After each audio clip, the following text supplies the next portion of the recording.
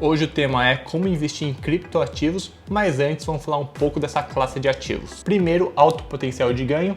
Segundo, descorrelação com as demais classes de ativos. E terceiro, e não menos importante, que tem a ver com ponto 1, tem uma altíssima volatilidade, muitos sobes e desces. Se você acha que bolsa, ações balança muito, cripto é mais ainda. E por isso, pensando no asset allocation, na diversificação em diferentes classes de ativos, cripto tem que ser uma parcela pequena da sua carteira. É tipo aquela pimentinha que a gente coloca na feijoada, que tem que ser bem pouco para dar aquele gostinho especial, que se a gente exagerar, os efeitos colaterais podem ser bem graves.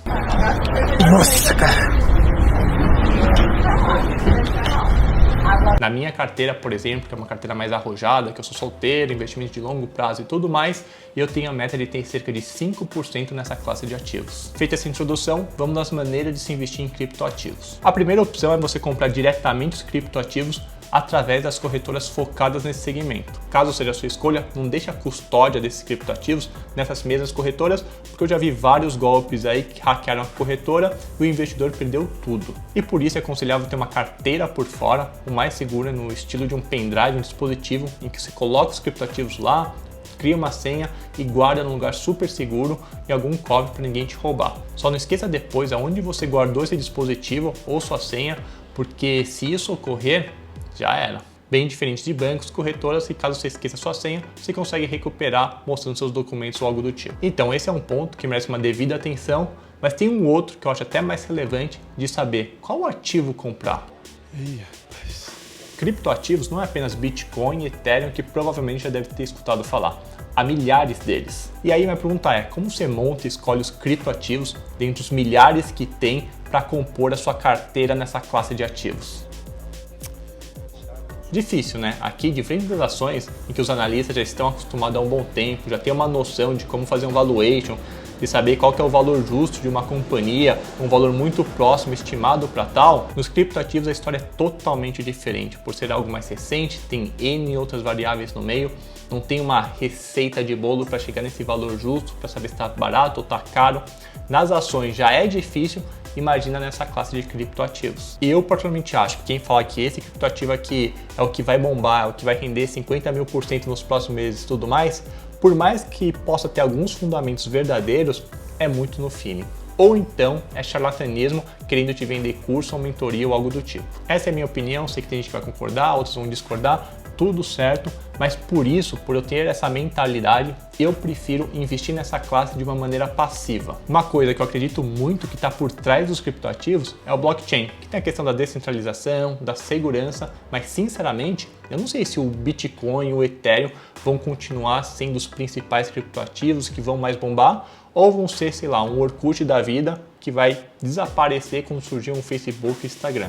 Com isso, a minha exposição nessa classe de ativos é em um índice que engloba os principais criptoativos. E esse índice não fica parado. Se em algum momento um criptoativos que tinha baixa relevância vai ganhando notoriedade ou um outro que vai diminuindo relevância, ele vai fazendo esse rebalanceamento de maneira totalmente automática. É tipo o ETF BOBA11 que reflete as maiores companhias do nosso país. Só que nesse caso seria de criptoativos, que seria o Hash 11. Eu, quando comecei a aplicar nessa classe de ativos, nem tinha esse ETF Hash 11, eu apliquei via fundos de investimentos e que tem o lado positivo de ser mais simples imposto de renda, de ser só Ctrl+C, Ctrl+V, imposto retido na fonte.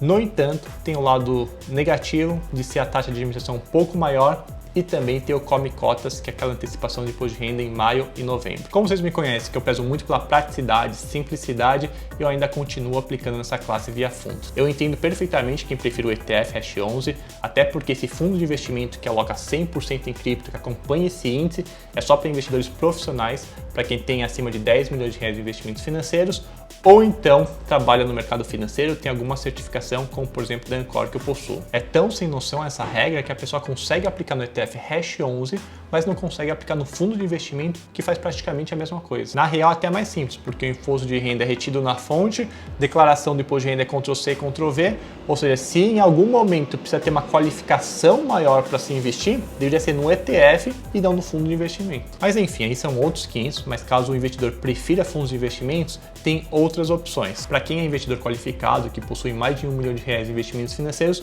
consegue alocar num fundo, só que esse fundo não vai ser 100% alocado nesse índice de cripto, apenas 40%. Os outros 60% fica alocado em títulos pós-fixados, super seguros, tipo um Tesouro Selic. Ah, por que isso? Regras da CVM. E para quem não é qualificado e deseja alocar nesse índice via fundos de investimentos, o máximo que pode chegar ao fundo específico é de 20%. Ou seja, caso esse pequeno investidor queira aplicar R$5.000 nesse índice, ele não precisa aplicar R$5.000 nesse fundo. Tem que ser 5 vezes 5, 25 mil, porque vai ser só 20% desse 25 mil que vai estar alocado nesse índice. Deu para entender? Ou então via ETF Hash 11, só que aqui ele precisa ter um controle maior sobre a questão do imposto de renda. Complicado, né? Hoje em dia as pessoas conseguem se alavancar, operar com dinheiro que nem possuem, enxergar às vezes a bolsa muito mais como cassino do que como investimento de longo prazo, mas não podem investir num fundo de investimento que aloca nos principais criptoativos que tem mais fundamento hoje em dia por regras que, digamos, não fazem muito sentido. E caso você decida comprar criptoativo por criptoativo, saiba que você vai precisar fazer todo esse controle do imposto de renda. Na declaração, inclusive, tem uma aba específica para investimentos em criptoativos que você precisa colocar lá. E falando sobre investir diretamente, caso seja esses mais conhecidos, Bitcoin e Ethereum, também tem a possibilidade de se investir via ETFs ou fundos de investimentos. Para quem quiser algo mais prático, de não precisar do dispositivo, ou então tem medo de esquecer a senha ou algo do tipo, podem ser boas opções. Os fundos de investimentos têm um plus adicional, que é a questão do imposto de renda mais simplificado. O ponto contra é que tanto os ETFs e fundos de investimentos vai ter uma taxa de administração. E aqui fica aquele meu questionamento: será que o Bitcoin e Ethereum não pode virar um Orkut da vida? E por isso eu prefiro o índice, que está mais diversificado, e eu sei que vou estar sempre bem alocado nessa classe. Só para vocês terem uma ideia, hoje em dia os dois juntos, Bitcoin e Ethereum, somam mais de 95% no índice. Se em algum momento eles perderem relevância, outros criptoativos vierem com tudo, esses percentuais serão modificados e tudo de maneira automática, eu não vou precisar fazer nada. Por isso, na minha visão, é a melhor maneira de estar exposto nessa classe de ativos que tem um alto potencial de ganho. Bom, é isso. Como recado final, tome bastante cautela em investir em criptoativos,